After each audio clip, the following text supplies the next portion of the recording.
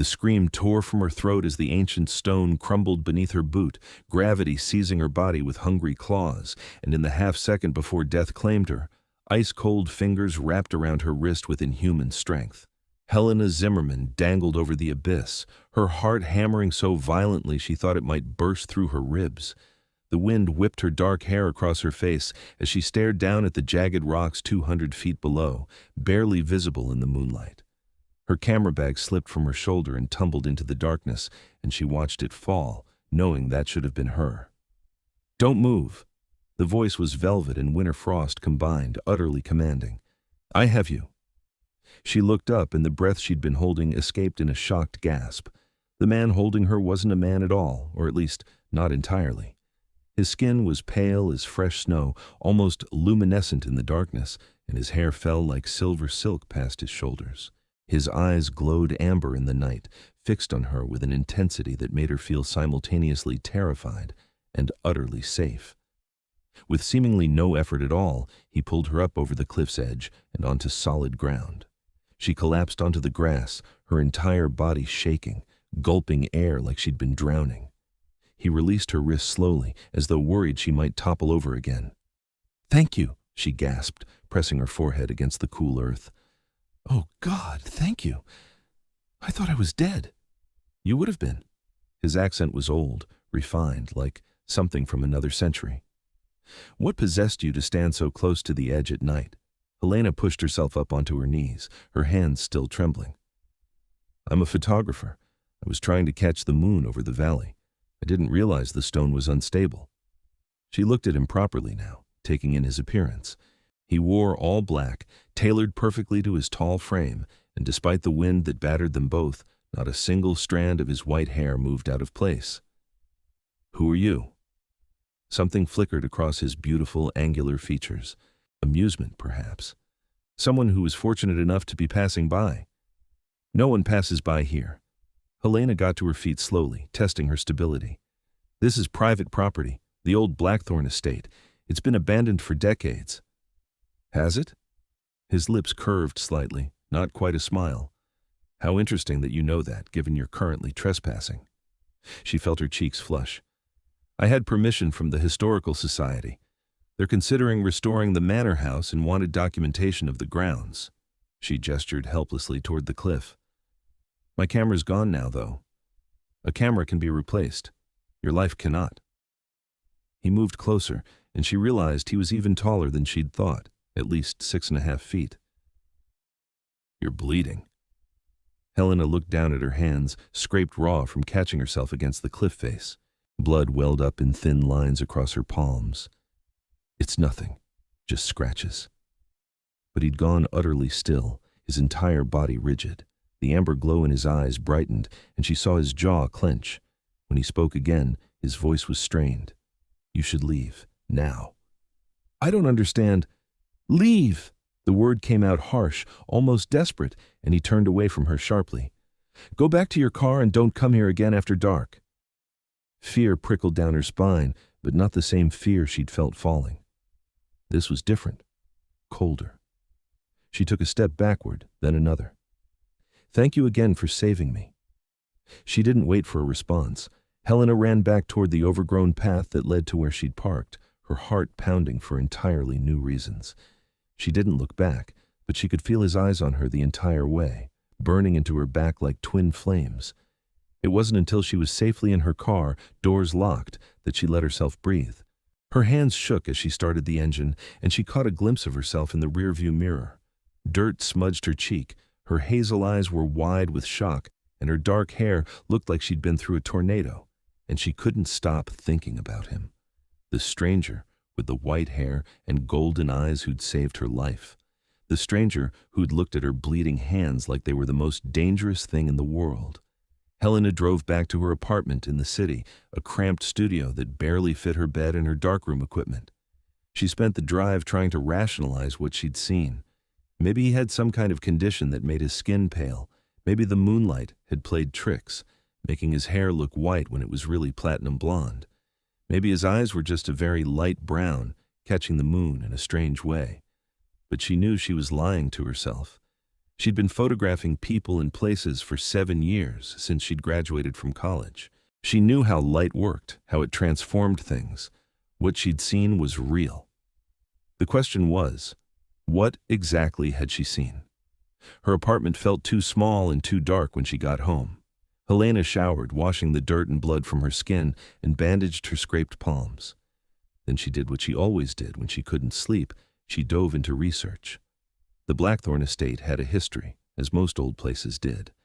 The manor had been built in 1823 by a wealthy merchant family, but they'd sold it in 1847 under mysterious circumstances. After that, it had changed hands a dozen times, never staying with one owner for more than a few years. The last registered owner had been a reclusive businessman named Severin Bathory in 1952, and after his supposed death in 1960, the property had fallen into legal limbo. Bathory. The name tugged at something in her memory, something from a college history class. She searched deeper, falling down rabbit holes of genealogy sites and historical records. The Bathory family was old, very old, with roots stretching back to medieval Hungary. They'd been nobility once, connected to the infamous Elizabeth Bathory, though this branch of the family had apparently distanced themselves from her legacy. Severin Bathory had been declared dead at age 35, after disappearing during a business trip to Romania. Helena stared at the single photograph she found of him, a grainy black and white image from 1958. The man in the picture was handsome, formally dressed with slicked back hair and an aristocratic bearing. The photo quality was too poor to make out much detail, but something about the set of his shoulders, the way he held himself. Her phone buzzed, making her jump. A text from her best friend, Iris. "Coffee tomorrow? You've been MIA for 3 days." Helena glanced at the clock. It was 4 in the morning. She'd lost track of time completely. She typed back, "Yes, need to talk to you about something weird." Sleep wouldn't come, so she didn't bother trying. Instead, she made coffee and watched the sun rise through her single window, thinking about golden eyes and impossible strength in the way he'd said, "Leave," like he was protecting her from something. From himself, maybe. The thought should have terrified her. It should have made her swear never to go back to that place. Instead, all she could think about was seeing him again. Iris Martinez had known Helena since they were freshman roommates, which meant she had a PhD in reading Helena's moods. The moment they sat down at their favorite cafe the next morning, Iris leaned across the table and said, "Okay, spill. What happened?" Helena wrapped her hands around her latte, grateful the barista had made it extra hot. "If I tell you something completely insane, will you promise not to have me committed?" "Depends on how insane we're talking." Iris's dark eyes sparkled with curiosity. "Did you finally tell off that gallery owner who keeps underpaying you?" "I almost died last night." The playfulness vanished from Iris's face instantly. "What?" Helena told her everything, leaving out only her suspicions about what her rescuer might be. Even without that detail, it sounded dramatic enough. When she finished, Iris had gone pale. "Helena, oh my God, you could have been killed." "I know, if he hadn't been there." She trailed off, not wanting to imagine it. "What was he doing there in the middle of the night? On abandoned property?" Iris's lawyer instincts were kicking in, Helena could tell.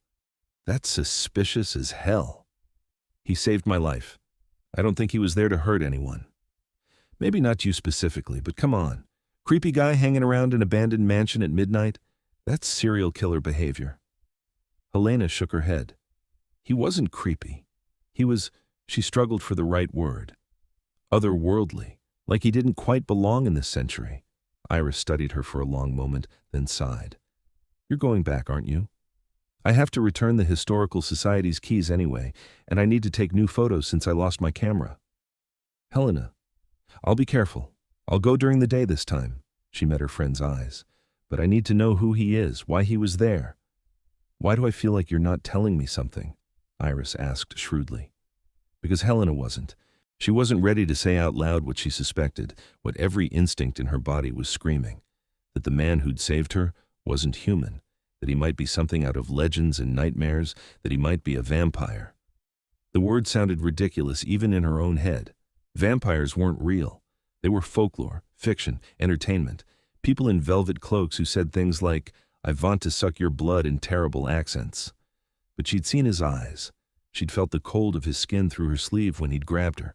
She'd watched him react to her blood like it was calling to him, tempting him, and she'd seen the way he'd forced himself to turn away, to send her away for her own safety.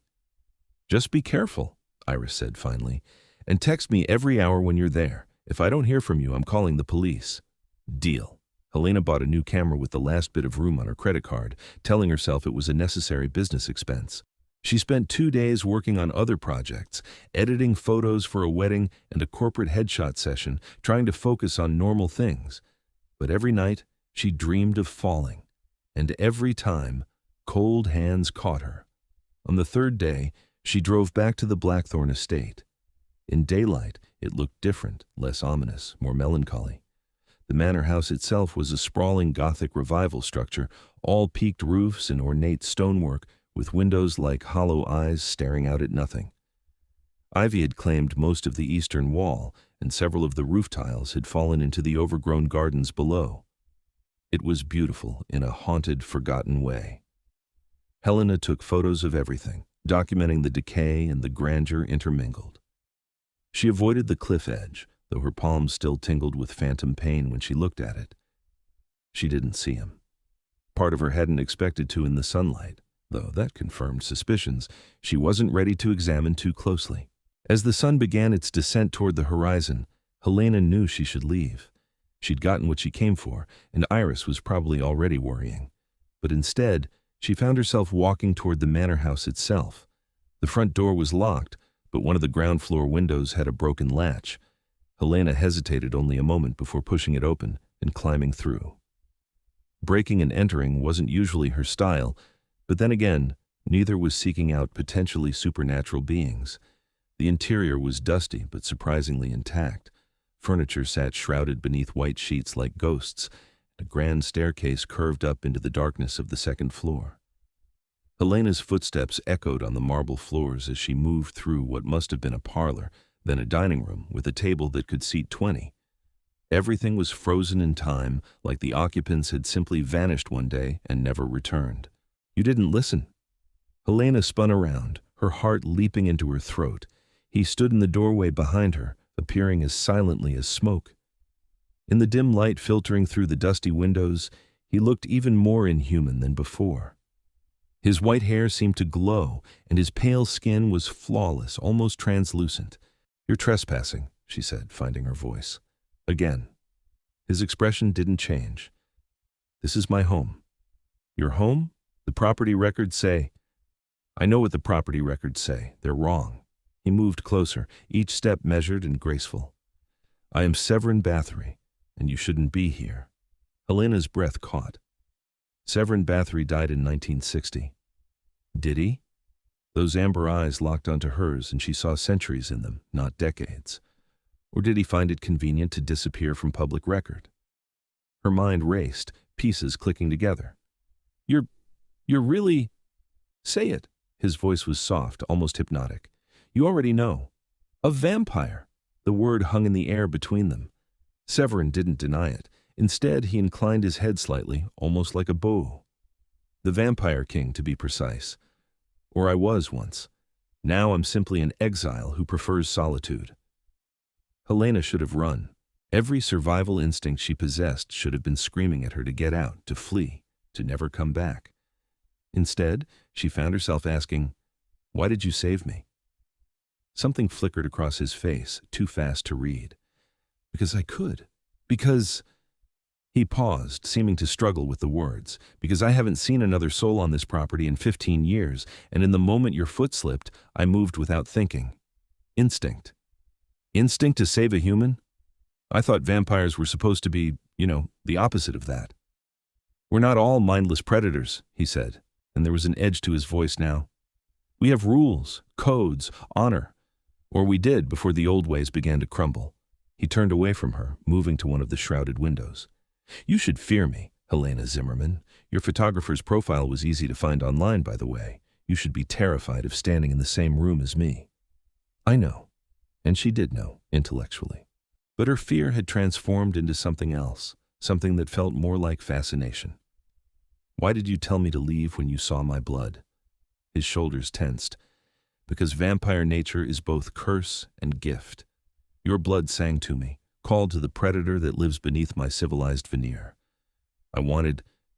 He stopped, his jaw clenching. I sent you away because the alternative was unthinkable. You were protecting me from yourself. Don't romanticize it. He turned back to her, and his eyes blazed. I am dangerous, Helena. I've lived for 312 years. I've done things that would haunt your nightmares. The only reason you're safe now is because I've fed recently, and I have 3 centuries of self-control to draw upon. Then why are you letting me stay? Why not throw me out? The question seemed to catch him off guard. He stared at her for a long moment, and when he spoke, his voice was quieter. Because I don't know. Because for the first time in decades, I'm curious about something. Someone. Helena's heart was hammering again, but not from fear. I'm curious too, about you, about all of this. She gestured around the manor. You said you were a king? I was the vampire king of the Eastern Territories. I ruled over 7 vampire courts, maintained order among our kind, enforced the old laws. He moved back toward her, and she noticed how he kept a careful distance, never coming too close.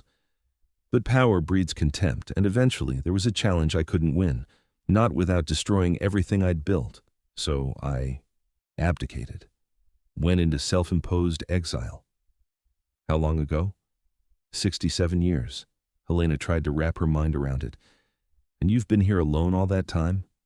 Mostly, I have servants who come during the day, humans who know what I am and are well compensated for their discretion. They maintain the parts of the manor I actually use, bring me what I need. He paused. You're taking this remarkably well. I'm trying to decide if I'm having a mental breakdown or if this is actually happening. The corner of his mouth lifted slightly, not quite reaching a smile. If you were having a breakdown, I imagine your delusion would be less mundane. I'm just standing here talking to you. A vampire king isn't exactly mundane. Former king. And speaking as someone who's lived through several human centuries, I assure you, much of existence is mundane regardless of species. Helena laughed, surprising herself. That's possibly the saddest thing I've ever heard. Immortality loses its romance after the 1st century. But something in his expression had softened. You're not what I expected. What did you expect? Screaming, fainting, denial. He tilted his head, studying her. Fear. I am scared, Helena admitted. But I'm also, I don't know, fascinated? I've spent my whole life trying to capture moments, to freeze time in photographs, and you've actually lived through time, centuries of it. That's incredible. It's lonely. The words were quiet, but they hit Helena hard. She looked at him, really looked at him, and saw past the otherworldly beauty and the predator's grace. She saw someone who'd been alone for so long, he'd forgotten what connection felt like. You don't have to be lonely, she said softly. Severin's eyes met hers, and the intensity in them made her breath catch. Helena... Her phone buzzed loudly, shattering the moment. She fumbled for it, seeing Iris's name on the screen with the 8th "Are you okay?" text of the hour. Your friend is worried about you, Severin observed. I promised to check in. Helena typed a quick response. All good, got great photos, heading home soon. You should go, it's nearly dark. I thought you said you were in control. I am, but there are other dangers in this world beyond me, and I'd rather not have your safety on my conscience. He moved toward the window she'd entered through, opening it fully. Go home, Helena. Forget about this place. Forget about me. She wanted to argue, to refuse, but something in his tone stopped her. This wasn't a command, it was a plea. Will you be here if I come back? She asked instead. Severin was quiet for so long she thought he wouldn't answer. Then, finally, yes. Good. Helena climbed out the window and walked back to her car, feeling his eyes on her the entire way. When she turned to look back at the manor, she saw him standing in one of the upper windows, a pale figure against the darkness. She raised her hand in a small wave. After a moment, he raised his in return. Helena didn't forget about the Blackthorn estate. She couldn't.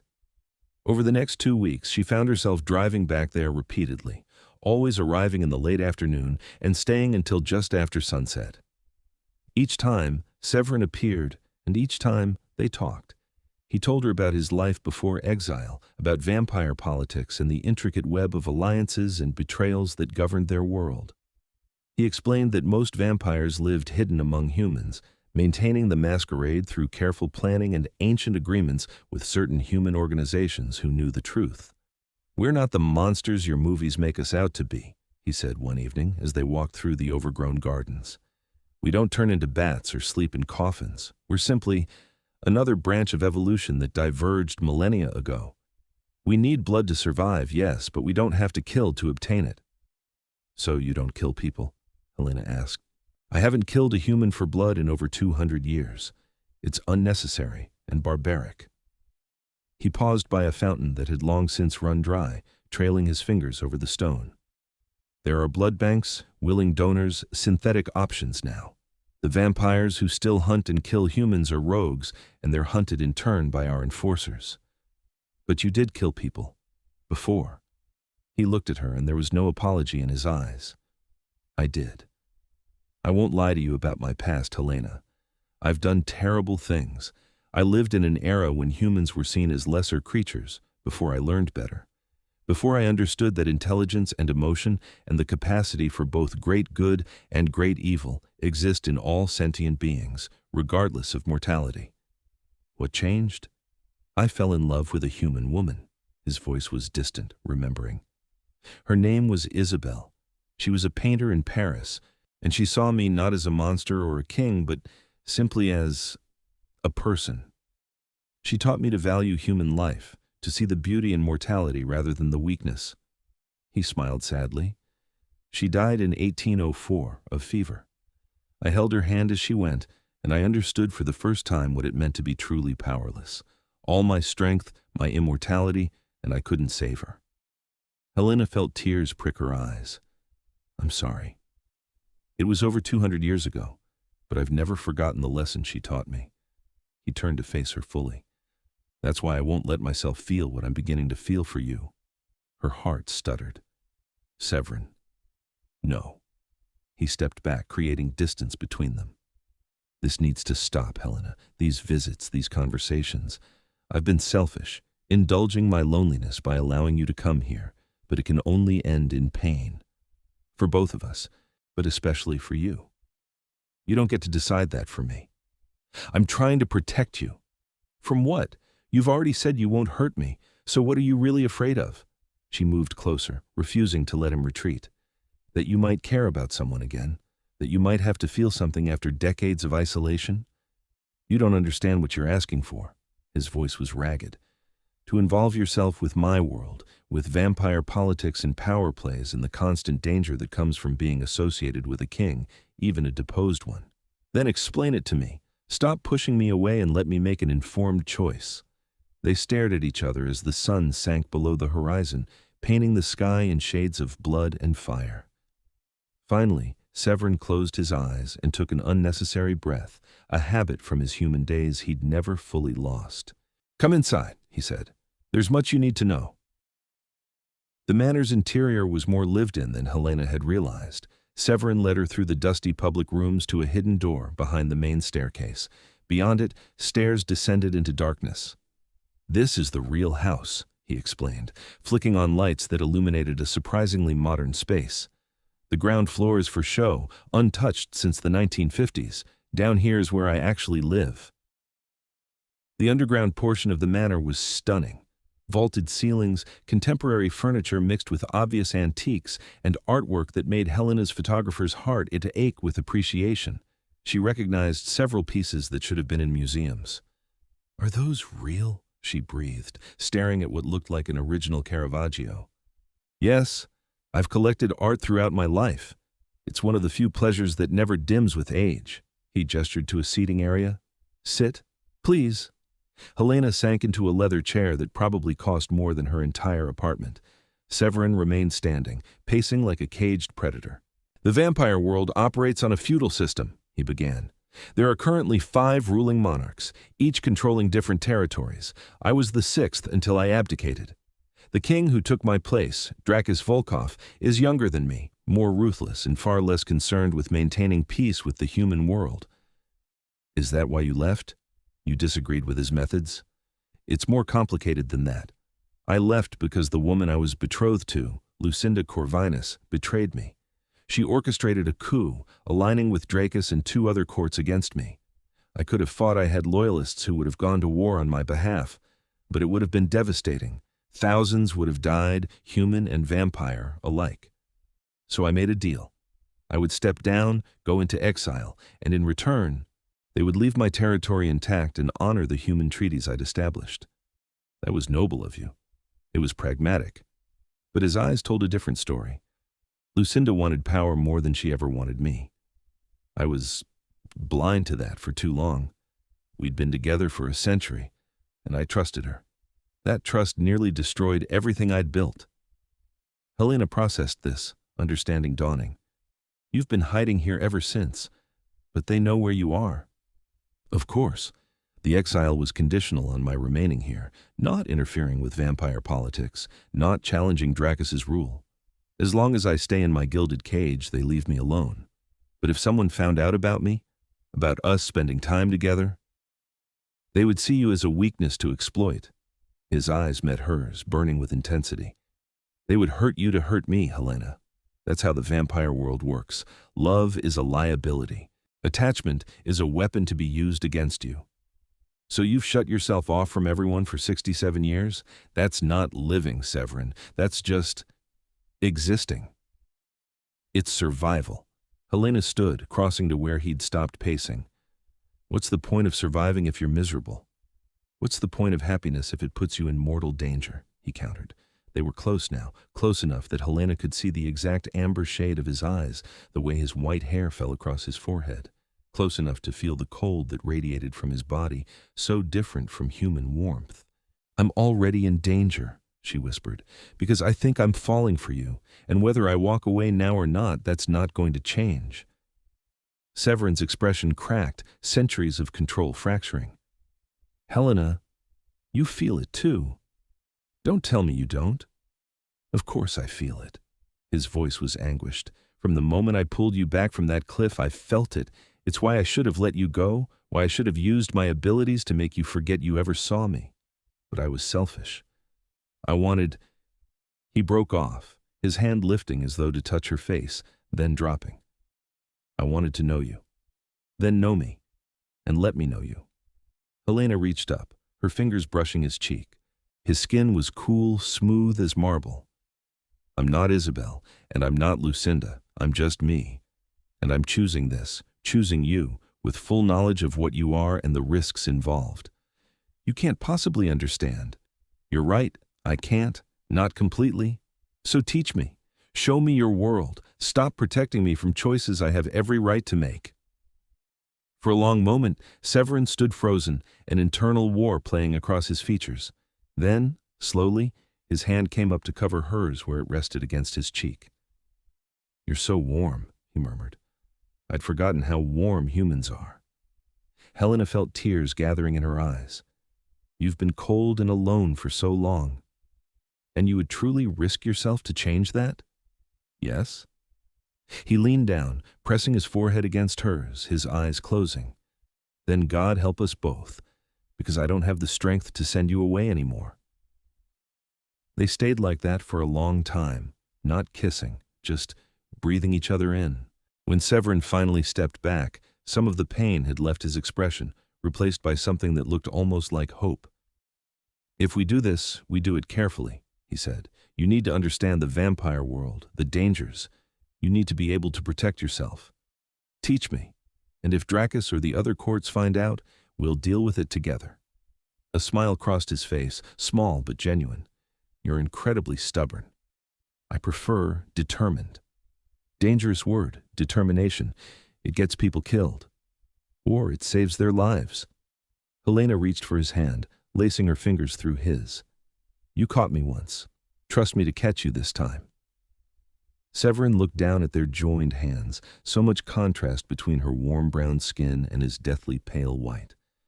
When he spoke, his voice was rough with emotion. I haven't let myself hope for anything in so long. Then start now. He pulled her closer, wrapping his arms around her, and Helena pressed her face against his chest. He didn't have a heartbeat, she noticed its absence immediately, but she could feel the solidness of him, the strength. Stay tonight, Severin said quietly. Let me show you everything. No more secrets. Yes.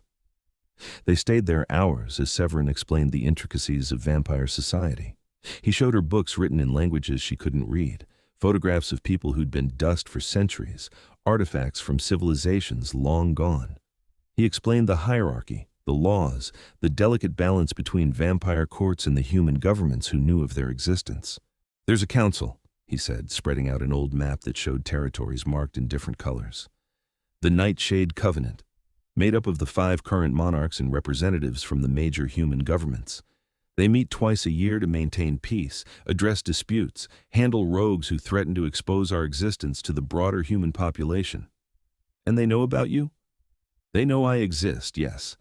I attend the meetings as an observer, part of my exile agreement. I have no vote, no voice, but I'm required to show my face twice a year to prove I'm still contained.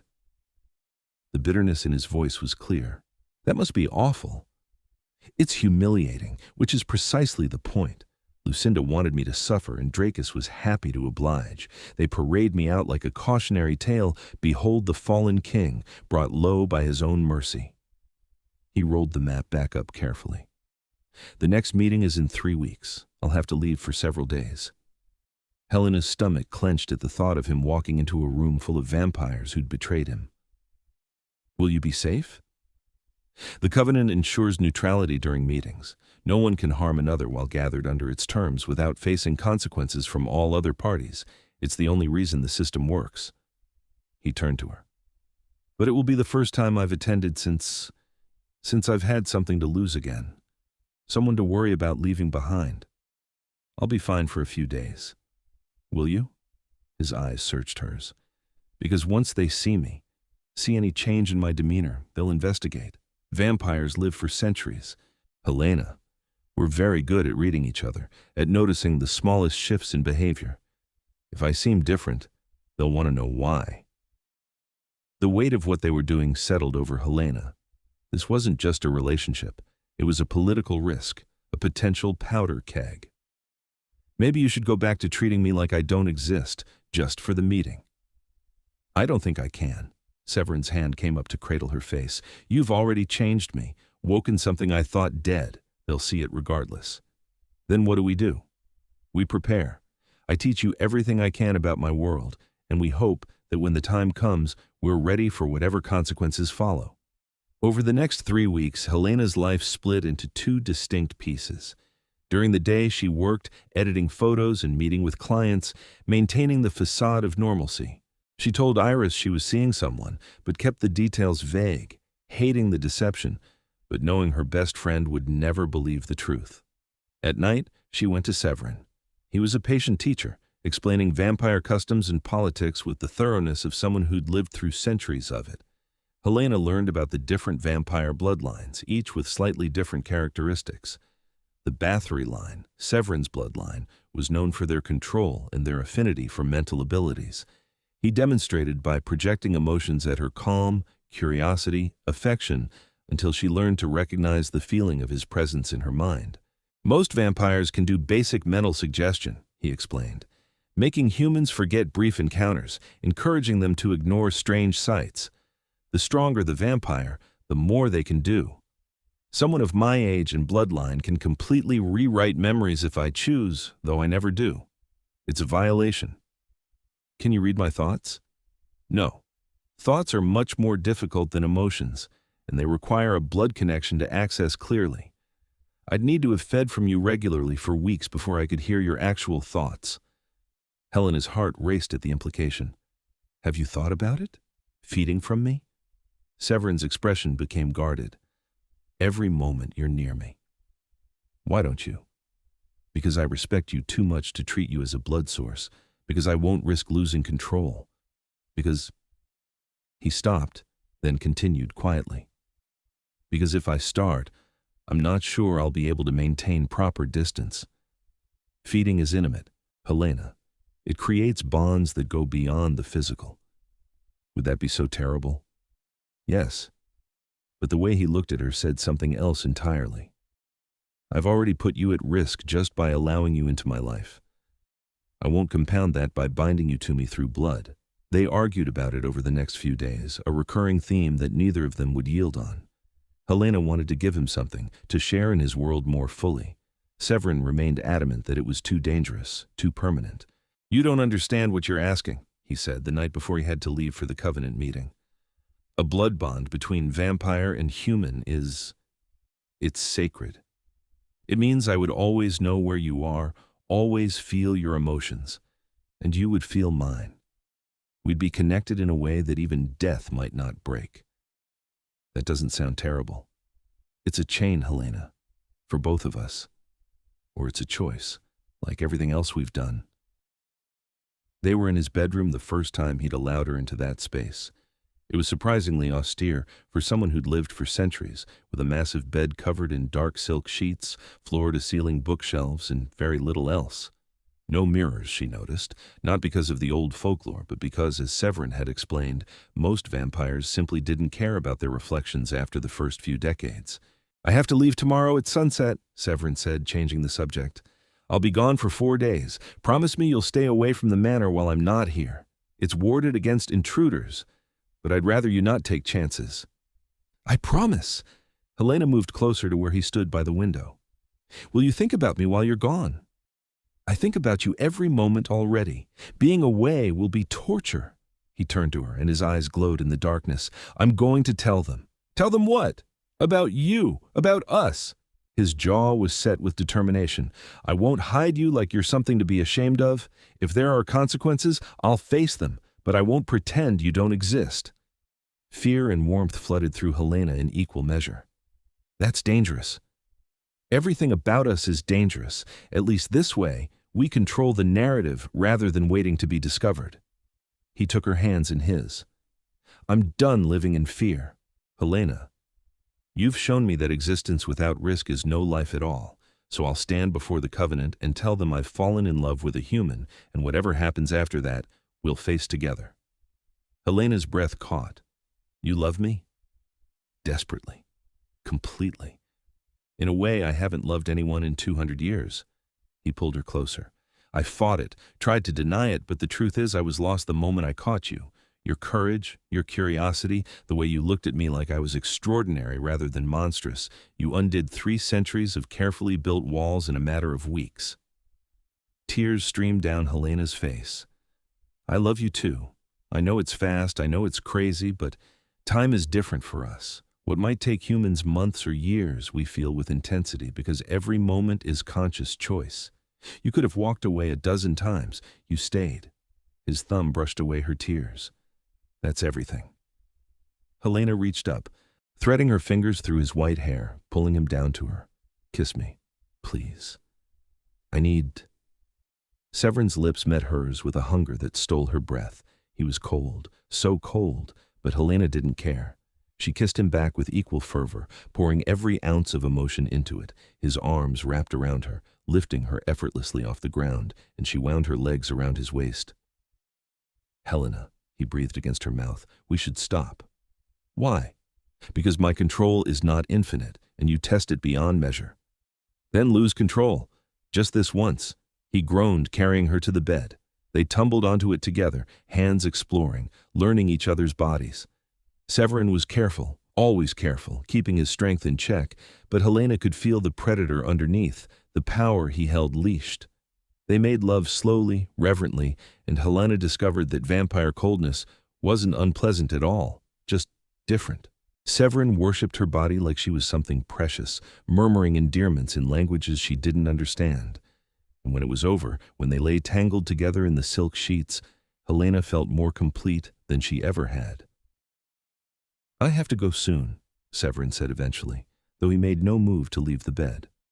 The sun will rise in a few hours, and I need to prepare for travel. I don't want you to go. I don't want to leave. But the sooner I do this, the sooner I return. He kissed her forehead. 4 days, Helena. Then I'll be back, and we'll figure out what comes next together. She wanted to make him promise he'd be safe, that nothing would happen, but she knew better than to ask for promises neither of them could keep. Instead, she held him tighter and tried to memorize every detail of this moment. When she finally left the manor, the sky was beginning to lighten with pre-dawn gray. Severin stood at the door, looking like some fairy tale prince from a dark story. "I'll call you when I can," he said.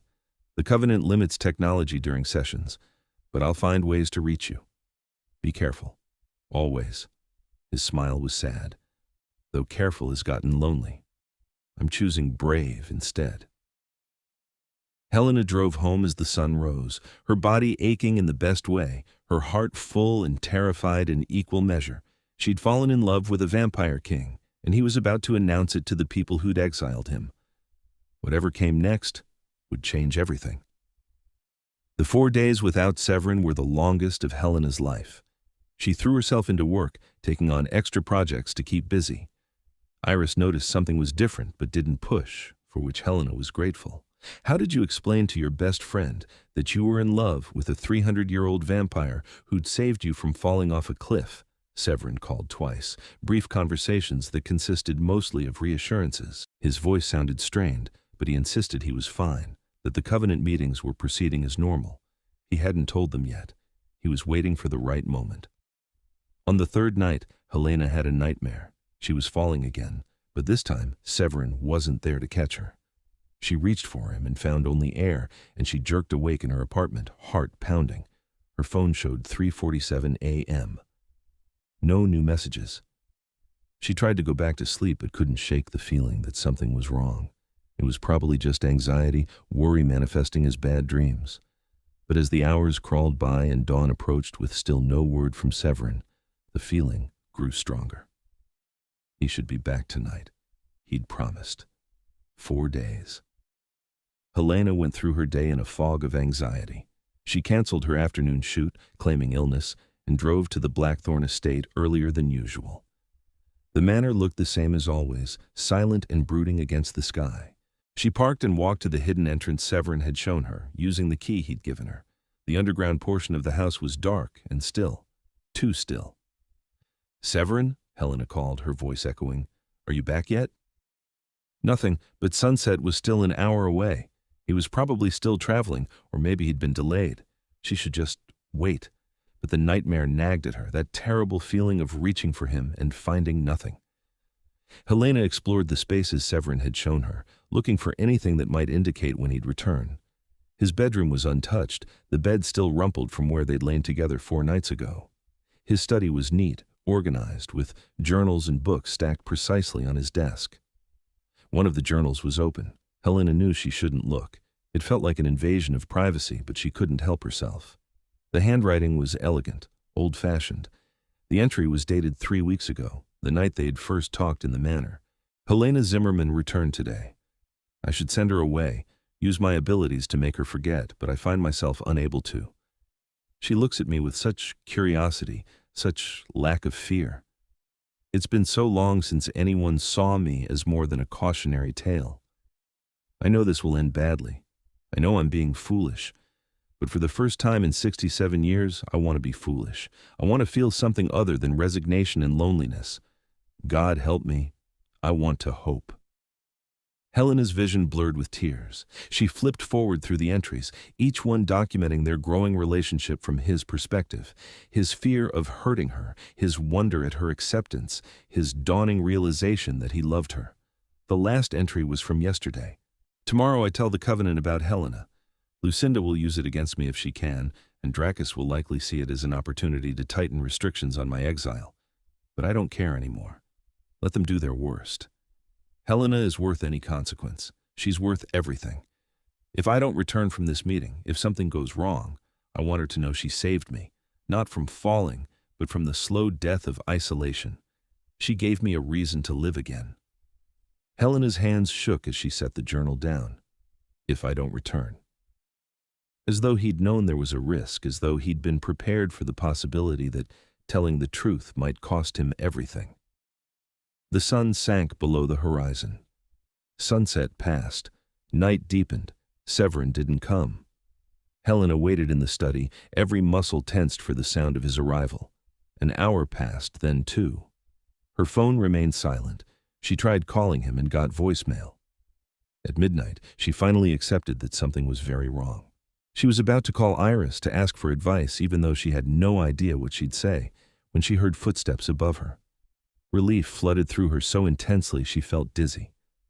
"Severin," she ran toward the stairs. "You're back. I was so worried."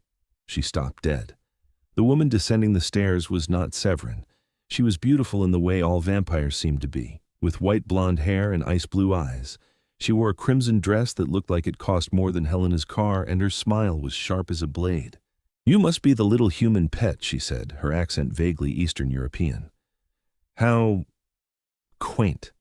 Helena's blood ran cold. "Who are you?" "Lucinda Corvinus. I was Severin's betrothed once upon a time." She reached the bottom of the stairs, looking around the study with proprietary interest. Before he threw it all away for principles and mercy.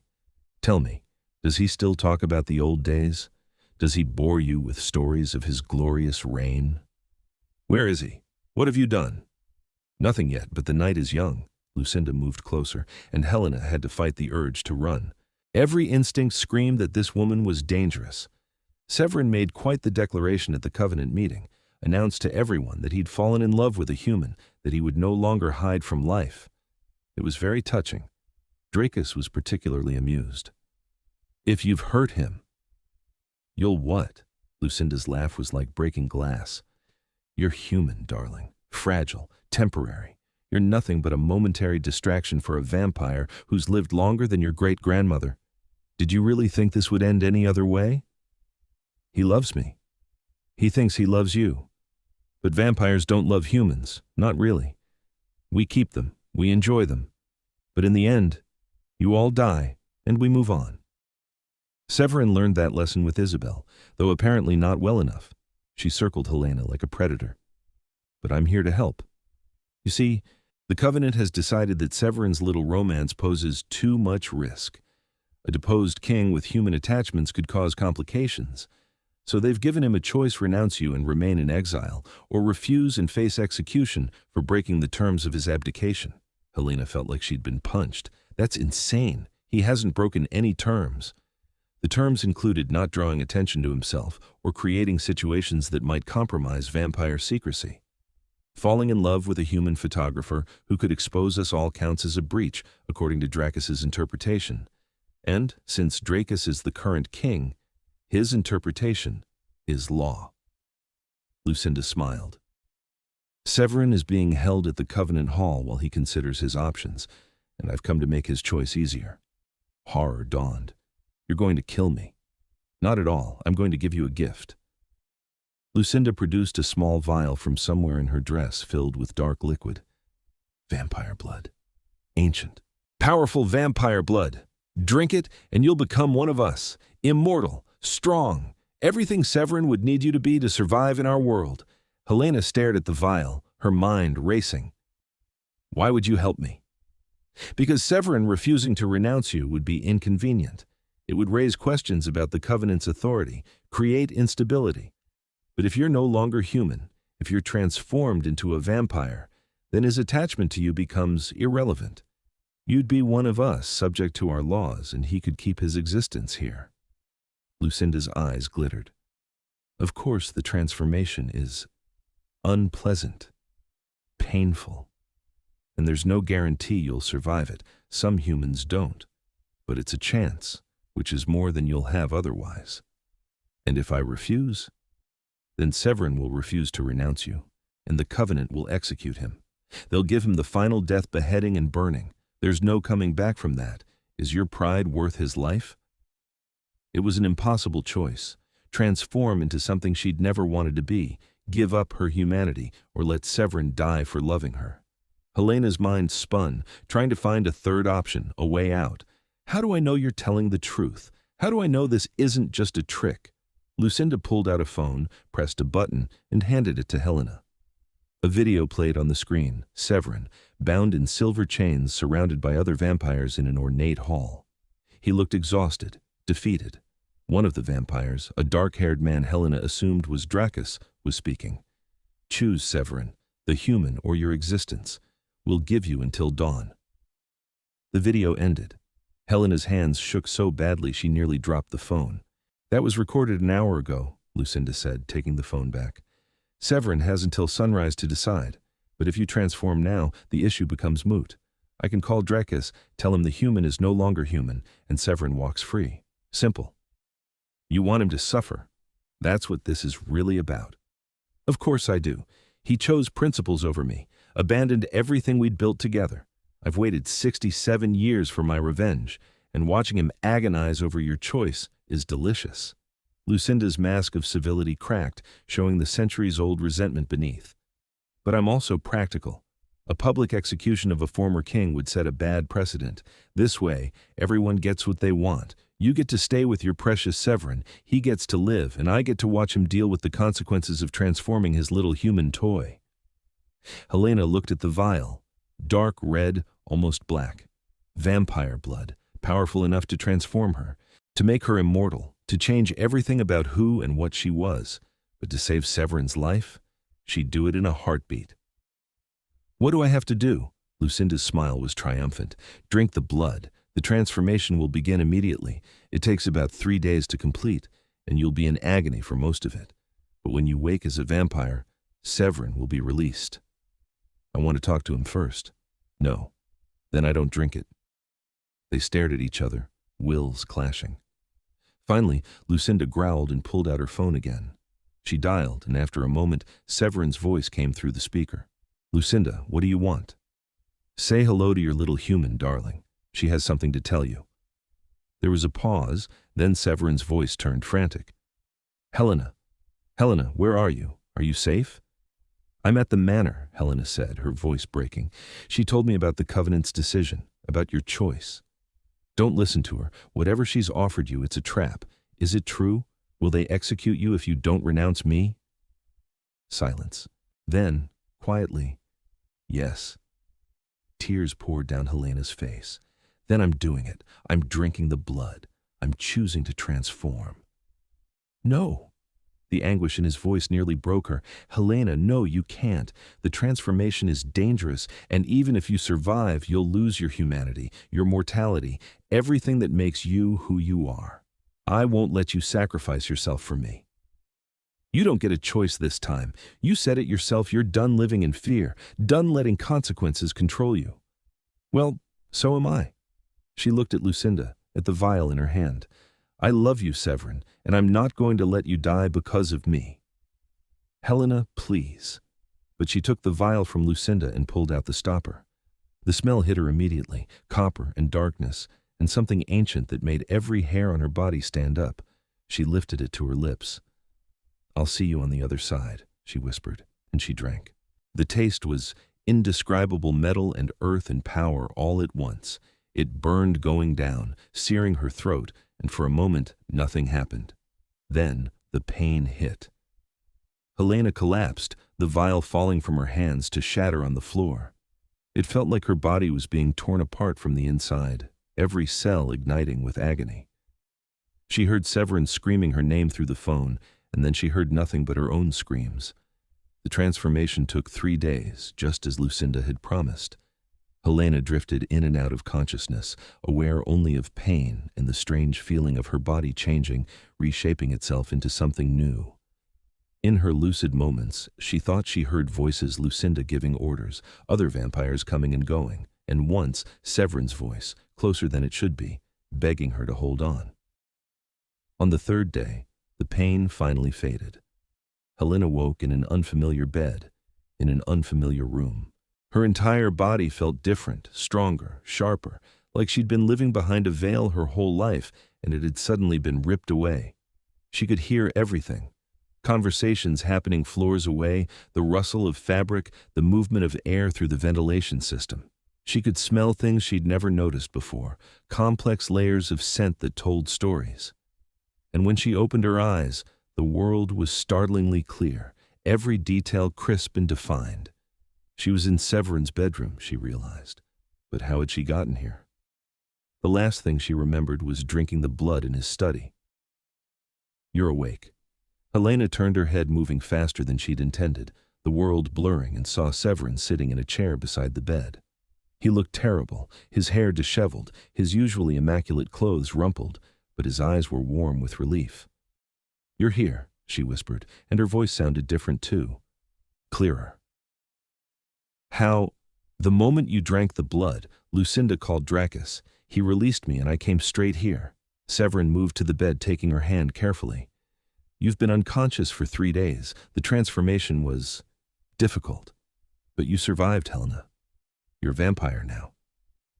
She looked down at their joined hands, seeing her own skin had paled to match his, though not quite as white. Her fingers looked elegant, refined, and when she focused, she could feel the strength in them. "I can't believe you did that," Severin continued, his voice rough with emotion. "Sacrificed your humanity for me. I told you. I wasn't going to let you die." Helena sat up slowly, testing her new body. Everything felt coordinated but strange, like she was piloting an unfamiliar vehicle. "I made a choice. The right choice." "Was it?" He looked tormented. "You gave up sunlight, Helena. Aging, mortality, the chance to have a normal human life. You gave up everything. I gave up a life without you. Everything else is just details." She reached out, cupping his face. I don't regret it, Severin. I won't regret it. You might, eventually. Immortality is long, and I'll have you beside me for it. That's all that matters." She leaned forward, kissing him gently. "We're both free now, right? The covenant let you go?" "Yes." Lucinda kept her word, surprisingly. "Once you transformed, their objection became moot. You're vampire now, subject to our laws, and my relationship with you is no longer a breach of exile."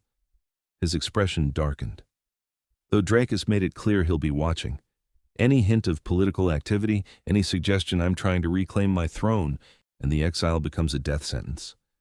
Then we won't give him any reason to suspect anything. "Helena." "What? You think I want to be involved in vampire politics?" "I'm a photographer, Severin. I just want to take pictures and be with you. If that means staying out of the way of power-hungry vampire kings, fine. We can do that." He stared at her for a long moment, then laughed, a sound of pure relief. "You're remarkable. Do you know that?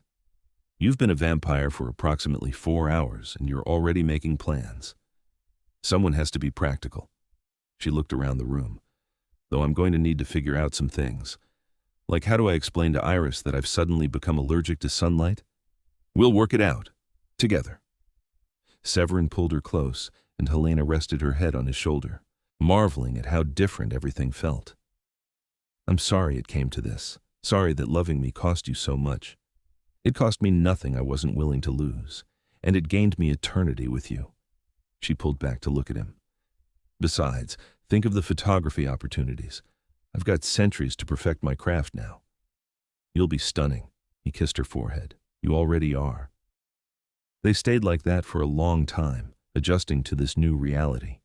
Eventually, Severin explained what she'd need to learn how to feed without killing, how to control her new strength, how to move through the human world without drawing attention. It was overwhelming, but Helena found she wasn't afraid. She had Severin. And now she had time. Infinite time to learn, to grow, to love. "There's one more thing," Severin said carefully. "The blood bond. When you drank Lucinda's blood, you created a temporary connection to her lineage. But if you drink from me, from my bloodline, that bond will transfer. We'll be connected, the way I explained before. You'll feel my emotions, know where I am, and I'll know the same about you." Helena didn't hesitate. "Yes, you should think about it. Severin, I just gave up being human to save your life. A blood bond is nothing in comparison."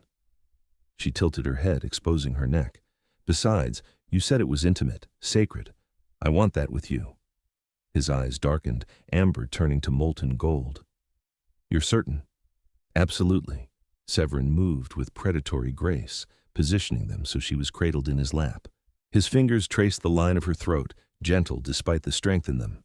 "It will hurt, but only for a moment. And then we'll be bound. Forever." Helena smiled.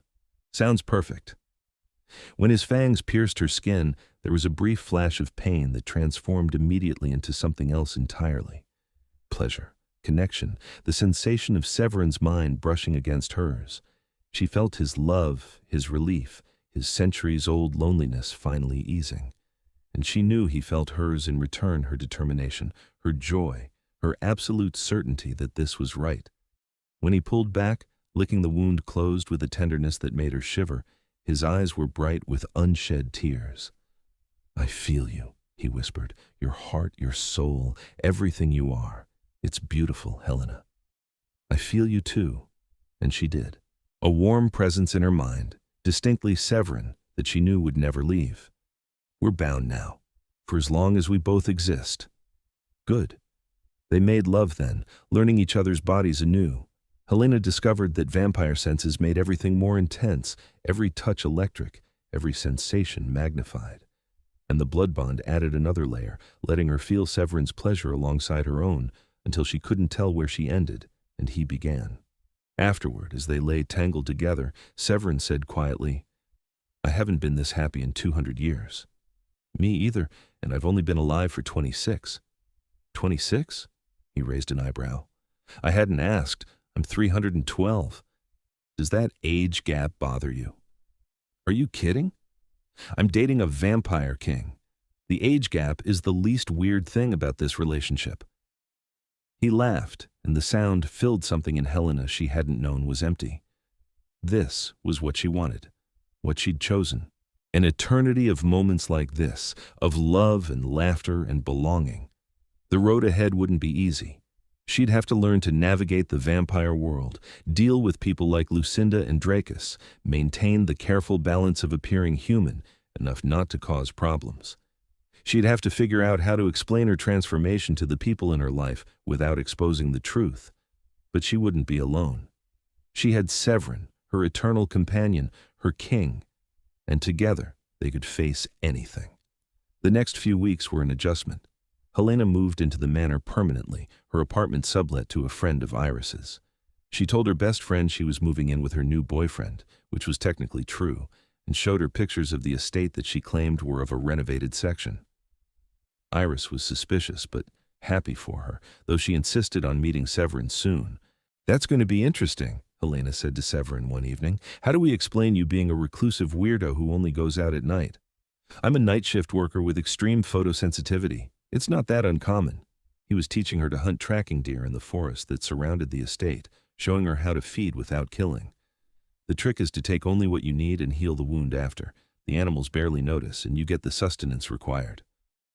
Helena had been worried about the bloodlust, but she found it wasn't overwhelming, more like hunger, something that could be managed with discipline.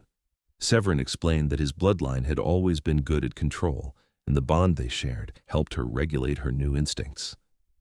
"You're a natural," he said after she successfully fed from a doe without causing harm. "Most new vampires struggle for months to learn this level of control." "I have a good teacher." They fell into a routine. Helena set up a new dark room in one of the manor's unused spaces, converting it into a photography studio where she could work at night. She took commissions that allowed her to shoot after dark nightclub events, evening weddings, city photography. Her work actually improved, her vampire vision letting her see details and contrasts she'd missed before. Iris finally came to visit 1 month after the transformation, bringing wine and curiosity in equal measure. Severin was charming, polite, and just eccentric enough to explain his unusual living situation without raising too many red flags. He claimed to be a rare book dealer who worked primarily with international clients in different time zones, hence the nocturnal schedule. "He's gorgeous," Iris whispered to Helena in the kitchen while Severin gave them privacy. "Weird but gorgeous, and he looks at you like you're the only person in the world." "He's perfect," Helena agreed, meaning it. "I'm happy for you, babe. You seem different lately. More confident, maybe? More centered?" If only Iris knew. Helena hugged her friend, grateful for her acceptance even if it came with deception. "I am happy. Really happy." After Iris left, promising to visit again soon, Severin pulled Helena into his arms. "That went well. She thinks you're weird." "I am weird. I'm 3 centuries old." He kissed her. But I'm your weird vampire king, so that's acceptable. Former king. Semantics. They were happy. That was what mattered. And as weeks turned into months, Helena discovered that immortality wasn't the curse some stories made it out to be. Yes, she missed sunlight sometimes, missed the warmth on her skin.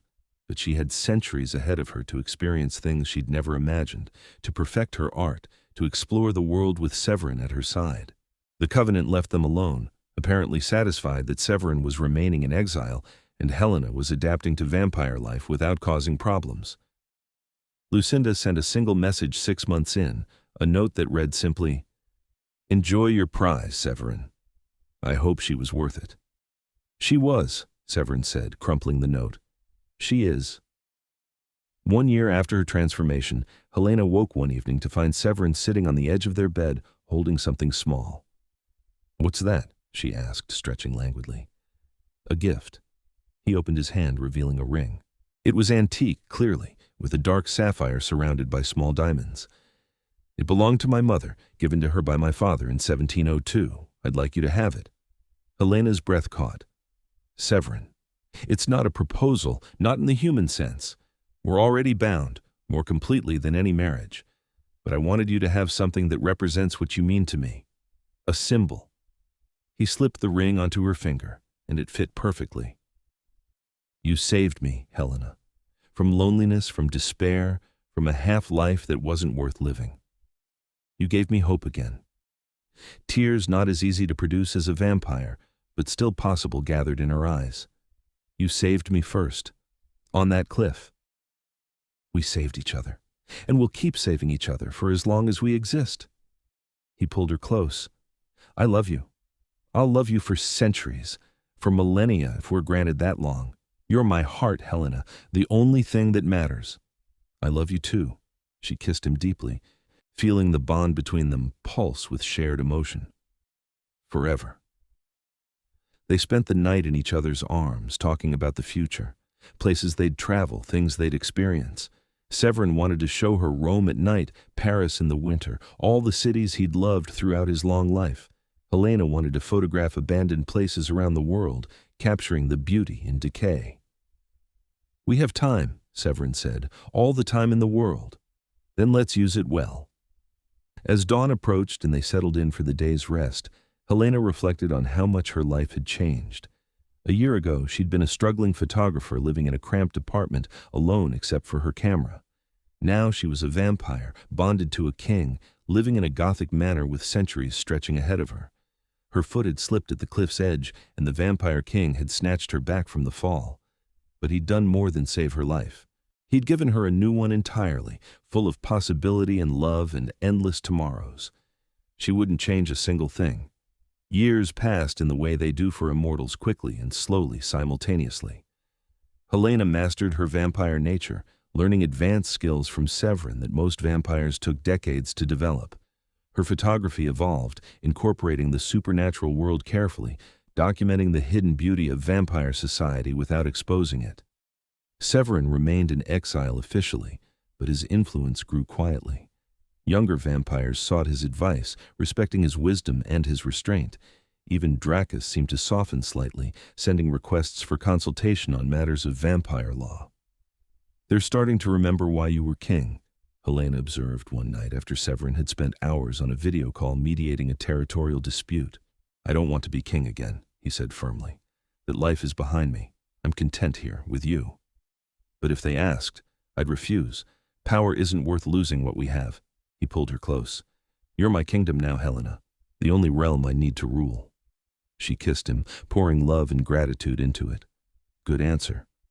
On their 5-year anniversary, 5 years since that night at the cliff, Severin surprised Helena with a trip to Paris.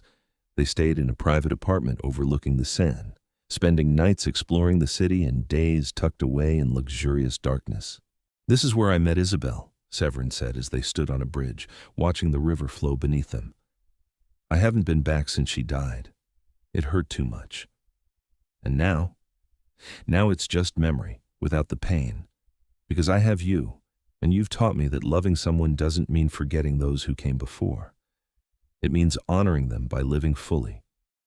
He took her hand. "Thank you for that." Helena leaned her head on his shoulder. Thank you for catching me, in every way that matters. They returned to the manor renewed, settling back into their peaceful existence. Iris visited regularly now, having accepted Severin's eccentricities as artist quirks. She'd married her longtime girlfriend and invited Helena and Severin to the wedding, which they attended with careful planning to avoid daylight. I'm so glad you found each other, Iris said at the reception, hugging Helena tightly. You're practically glowing with happiness. I am happy, Helena confirmed, happier than I ever imagined possible. 10 years after the cliff, Helena woke one evening to find the manor grounds covered in fresh snow. She stood at the window, watching fat flakes fall, and felt Severin's presence behind her even before he wrapped his arms around her waist. Beautiful, he murmured. I miss feeling cold, Helena admitted. Sometimes I miss human sensations. Do you regret it? The transformation? She turned in his arms, meeting his eyes. Never, not for a single moment. You're worth anything I lost and more.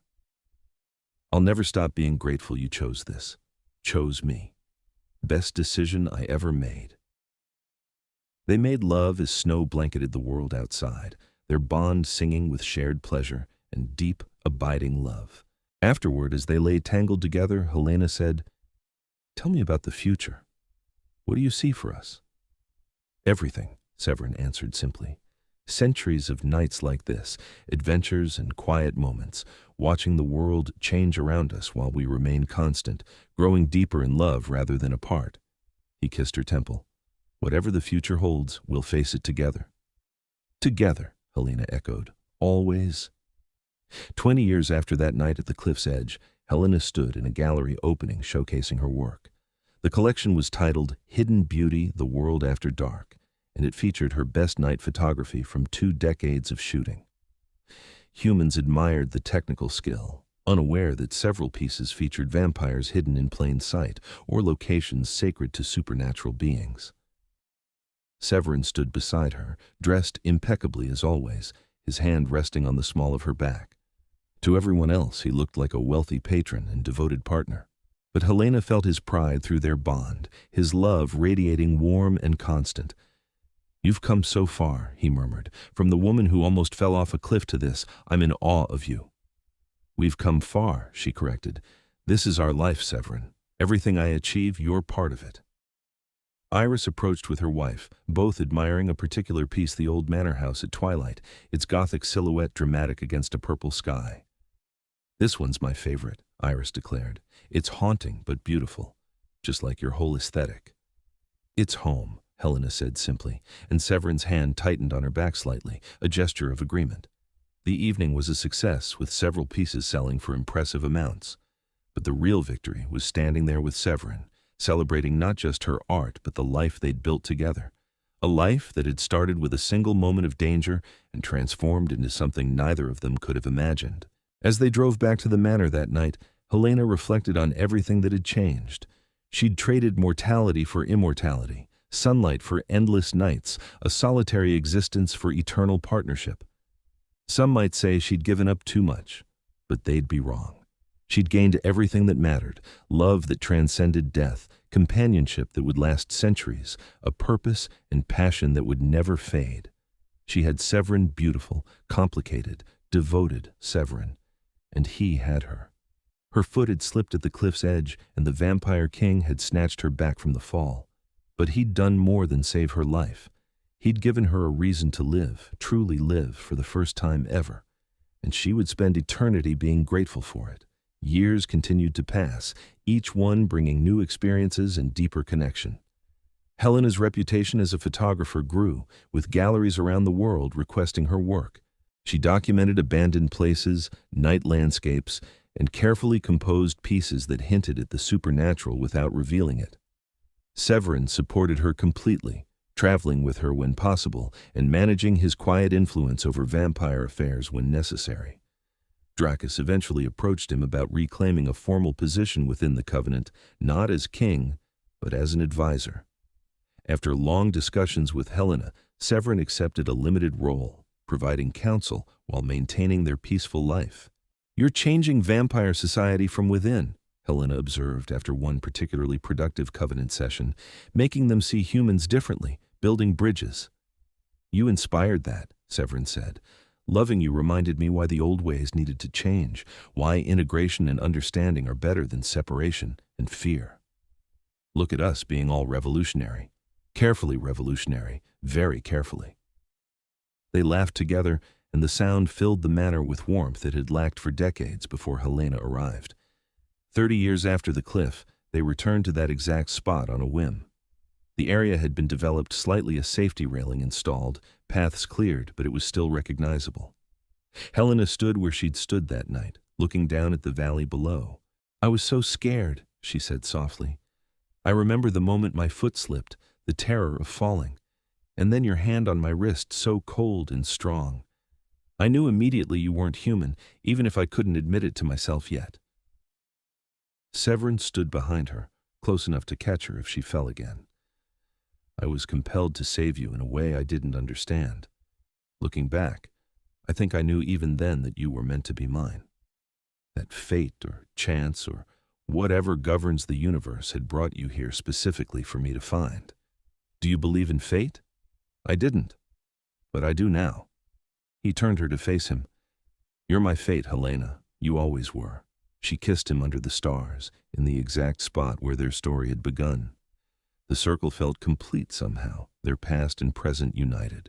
I love you, she whispered against his lips. I'll love you forever. Forever might not be long enough, Severin replied, but we'll make it work.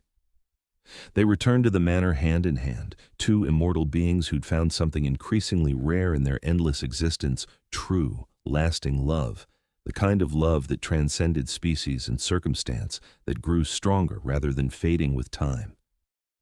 Helena's foot had slipped at the cliff's edge, and the vampire king had snatched her back from the fall. But that moment of danger had become the foundation of something beautiful, something eternal. And as they settled into their home, into each other's arms, both of them knew with absolute certainty that they'd made the right choices. Every decision, every sacrifice, every moment had led them here, together, bound, eternally in love, and that was worth everything. The end of their story wasn't really an ending at all. It was just another beginning, one of countless they'd share across the centuries to come. Helena continued her photography, documenting the changing world through her unique perspective. Severin continued his work with the Covenant, slowly reshaping vampire society into something better. They traveled extensively, seeing wonders of the world, both natural and man-made. They made friends within the vampire community, cautious but genuine connections. They maintained relationships with Helena's human friends and family for as long as those lives lasted, then honored their memories and moved forward. Through it all, the bond between them never weakened. If anything, it grew stronger, their souls intertwining more completely with each passing year. They were two beings living as one, separate but unified, individual but connected. Do you ever wonder what would have happened if I hadn't been there that night? Severin asked one evening, a century after the cliff incident. They were in Tokyo, standing on a rooftop, watching the city lights sparkle below. Helena leaned against him, comfortable in their closeness.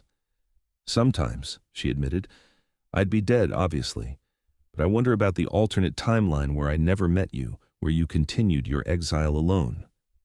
It would have been unbearable. I didn't realize how close I was to simply walking into the sun until you gave me a reason to keep going. Helena turned to face him, cupping his eternally young face. We saved each other. We did. And we'll keep saving each other. That's what love does. It rescues us from ourselves over and over again. They kissed as the Tokyo night buzzed with life around them, two immortal beings grateful for every moment they shared. 150 years after the cliff, they decided to host a gathering at the manor, a celebration of sorts, though they didn't specify what they were celebrating. Vampires from several courts attended, along with a few trusted humans who knew the truth. Iris's great-granddaughter was there, a photographer like Helena, who'd inherited her great-great-aunt's camera and talent. She looked at Helena, who still appeared 26, with knowing eyes. Iris left me letters, the young woman said quietly. She figured it out, you know, about what you were. She never said anything, but she knew.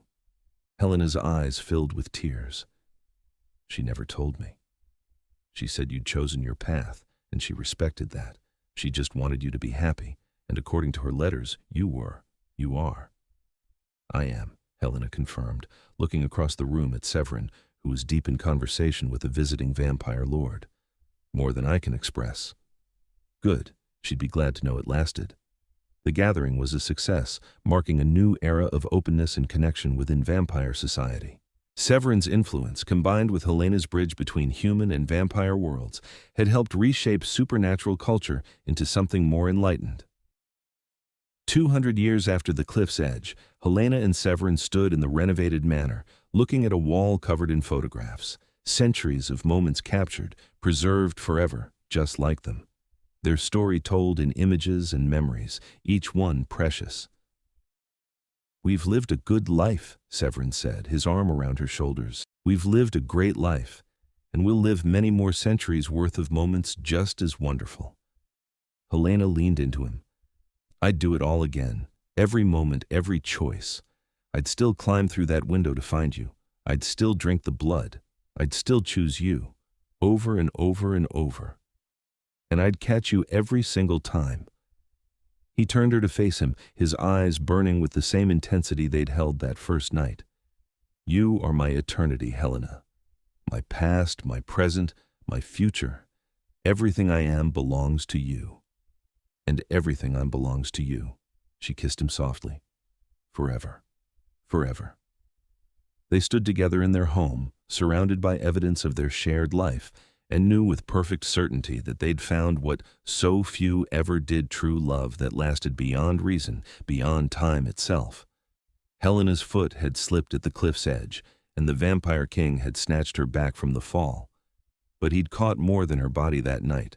He'd caught her heart, her soul, her entire existence, and she'd caught his in return. They lived happily, truly happily, for all the centuries that followed. Their love story became legend among vampires, spoken of in reverent tones as proof that love could transcend anything: species, time, even death itself. And if sometimes they returned to that cliff, standing where it all began, remembering the moment everything changed, well, that was their secret. Their sacred place where danger had transformed into destiny. Helena Zimmerman and Severin Bathory, human and vampire, mortal and immortal, had found each other in the darkness and built something that would shine forever. And they lived happily ever after, in every sense that mattered. The end.